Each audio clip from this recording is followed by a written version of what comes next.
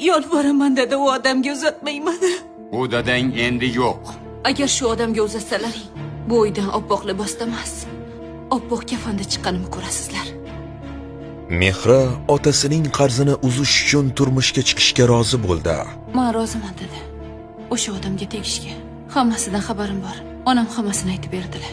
Orzularidagi shahzodasini endi yuragi ostiga ko'mib, otasi tengi inson bilan hayotini bog'laydi. Xayr, har doim tushlarimda ko'radigan mana oq otdagi shahzoda. O'zingni bos. Aldattimman. O'zingni bos dedim. Bir baloni boshlamagin. Agar bizni sharmanda qilsang, otang bilib qolguday bo'lsa, ikkalamizni ham o'ldiradi.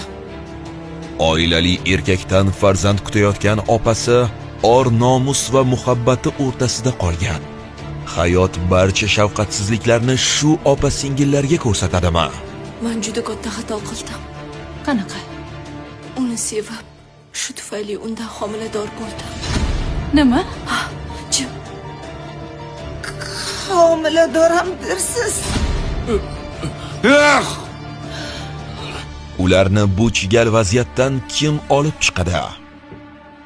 Mening yurtim telekanalida yangi serial Yig'lama dil. Tez kunda.